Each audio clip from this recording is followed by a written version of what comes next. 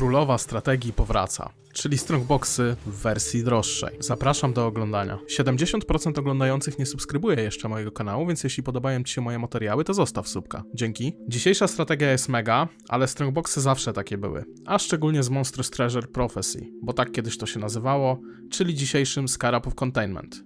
To wszystko w połączeniu z Atlasem i setem skarabów, który dla Was przygotowałem, oddaje niesamowicie. Oczywiście nadal są to Strongboxy, więc pamiętać należy, że zanim zaczniecie to farmić, to musicie mieć już jakiś budżet na inwestycje, ponieważ Strongboxy są nadal RNG. Nie ruszałbym tej strategii, dopóki nie mamy budżetu na odpalenie przynajmniej 20 map. Drzewko będzie się trochę różniło od drzewka, które używaliśmy w budżetowych Strongboxach. Tutaj bierzemy oczywiście Strongbox, Shriny, skaraby i Explicity na początku. I uwaga, nie wyłączamy żadnych mechanik, ani z lewej, ani z prawej, bo to nie działa, jak się okazuje. W sensie, oczywiście wyłączy nam to daną mechanikę ligową, ale nie zwiększa to realnie szansy na drop innych skarabów. Oczywiście na przykład jak wyłączymy sobie tutaj Blight, to Blight skaraby nam przestaną lecieć, no i na logikę, no skoro one wypadły z listy, to powinniśmy mieć teoretycznie większą szansę na chociażby containment skaraba, ale niestety tak nie jest z jakiegoś powodu, więc te punkty są kompletnie waste'em, tutaj nic z tego nie bierzemy. Następnie wybieramy wszystkie nody na skaraby, małe, jakie tylko się da. Wszystkie tutaj chcemy z drzewka wybrać, chcemy jak najwięcej nastakować tej szansy na skaraby.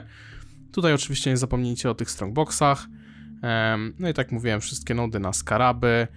Tego jednego tutaj z unique mobów nie trzeba brać, to też jest waste punktu.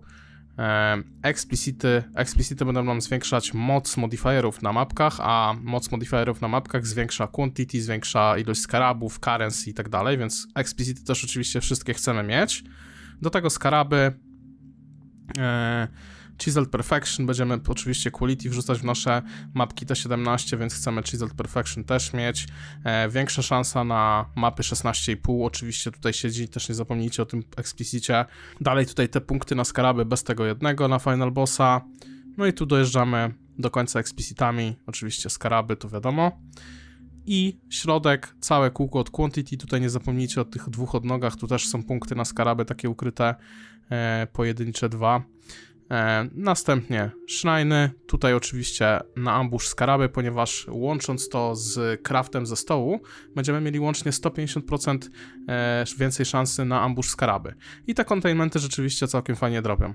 No i na środku kończymy tymi nodami od Quantity i Rarity i tak wygląda całe drzewko. Oczywiście tu nie zapomnijcie o tych strongboxach, ja nie szedłem tutaj w strongboxy na mapy, według mnie to jest nieopłacalne, żeby ładować w te 3 punkty, a cała reszta tak jak jest tutaj. Oczywiście wrzucę wam drzewko w opis, żebyście łatwiej mogli sobie je skopiować. Dobrze, zapomniałem o jednej rzeczy. Dlaczego nie wziąłem Sealing Exarcha ani Eater of Wells? Bo pewnie zaraz pojawią się takie pytania. Otóż nie biorę tych altarów dlatego, że Scarab of Containment sprawia, że większość mobów na mapie jest w strongboxach, a strongboxy niestety blokują nam możliwość respienia się altarów. Więc bęgając tą taktykę, nie respił mi się żaden altar, dlatego nie ma kompletnie sensu tego brać, a Sealing Exarcha bierzemy w stole tylko po to, aby dostawać progresję do Invitation po prostu, żeby nam dropiło Incandescent Invitation co po 20 parę map. Można to troszkę obejść i jeżeli włożymy Orb of Delirium, to wtedy te altary nagle się zaczynają respić z jakiegoś powodu, aczkolwiek nie ma ich i tak dużo, więc jeśli chcecie, możecie pójść w Sealing Exarcha i dokładać Delirium Orba, ale polecam bardziej właśnie tak. No jak widzieliście, fajnie mi oddawało. Dobrze, skaraby jakich będziemy używać to przede wszystkim Scarab of Containment, o którym wspomniałem wam wcześniej. Jest to skarab najdroższy, kupowałem go około za 250 osób sztuka i sprawia on, że wszyscy naturalnie występujący przeciwnicy na mapie są w strongboxach zamiast normalnie. I teraz po co to bierzemy? Ano dlatego, że po pierwsze będziemy mieli bardzo dużo strongboxów, które dają fajne nagrody, a po drugie, jako że jest więcej strongboxów, a my mamy szansę, żeby one otworzyły się ponownie, czasami nawet jeden strongbox po 5-6 razy się otwiera, no to już ten skarab nam daje fajny potencjał. Później, ważny skarab według mnie, można grać też na 2 ambush zwykłe skaraby, ale nie polecam. Według mnie dużo lepszą opcją jest granie tutaj Ambush Scarab of Potency, bo zwiększa on o 75% Explicity na naszych strongboxach. Explicity na strongboxach są to te mody, które sprawiają ile i co dropi ze strongboxa, czyli jeżeli nasz strongbox na przykład na karty czy na currency ma więcej quantity, to ta ilość quantity będzie jeszcze przemnożona o 75% więcej.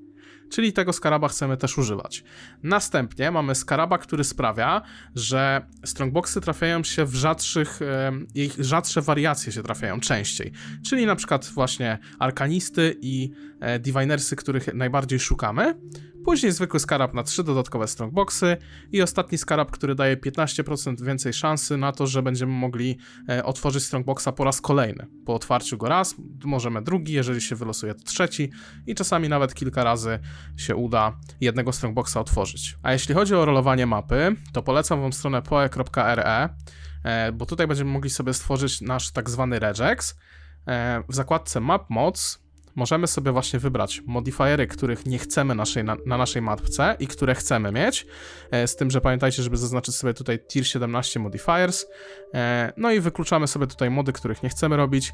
Przede wszystkim na tier 17 to na przykład będą Tentacle Fiends, to będzie Volatile Cores, to będzie Block Attack Damage często jak atakujecie, to będzie Action Speed za każdy skill użyty niedawno i na przykład 3 out of 10 to jest, że nie możemy zadawać damage'u przez 3 sekundy w trakcie każdych 10 sekund, to też jest bardzo irytujące. No i oczywiście też włączamy jakieś reflekty, jak nie możemy ich robić i tak dalej. Jak już wszystkie mody sobie wyłączycie, których nie chcecie, to oczywiście jeszcze tutaj sobie możemy wybrać, po pierwsze zmienić, bo defaultowo będziecie mieli na regular, tutaj zmieniamy na scarab, ja daję przynajmniej 70% i nasze mapki właśnie będziemy rolować w ten sposób, bierzemy sobie nasz regex, tutaj klikamy copy, wklejamy oczywiście go tutaj w taba, wyciągamy sobie jakieś chaoski i zaczynamy rolować nasze mapy. Jak już jakaś mapka nam siądzie, teraz akurat widzę mam pecha, bo żadna nie chce siąść. Oj, ale to jest kompletny pech, że tyle chaosów idzie. No ale jak już jakieś mapki nam siądą, to wtedy patrzymy, czy mają coś jeszcze ewentualnie, bo same 70% skarabów to byłoby mało, nie? Jak do tego jest jeszcze currency się trafi, to naprawdę fajna sprawa i polecam wam szukać właśnie z currency. Jak macie tylko 70% skarabów, to można przelosować. No taką setkę to już warto chyba zostawić, nie? Ale jak się trafi samo 70% bez currency, to ja bym to przelosował i szukamy właśnie takich mapek, żeby miały też i skaraby i currency, albo po prostu same skaraby, tylko wysokie. O, taka mapka jest w ogóle, zobaczcie jaka super. 90 skaraby, 154 currency. No i taka mapa oddaje. No jak już mamy pokrawcone mapki, to oczywiście wkładamy mapę do map device'a, crafta wybieramy ambush, Sealing Exarcha bierzemy tylko po to, żeby zaliczało nam The Invitation i tyle. I możemy odpalać mapę. Po wejściu na mapę nie ma żadnej filozofii. Nie polegamy na żadnych altarach, więc chcemy jak najszybciej otworzyć wszystkie strongboxy, zabić bossa i kolejna mapka.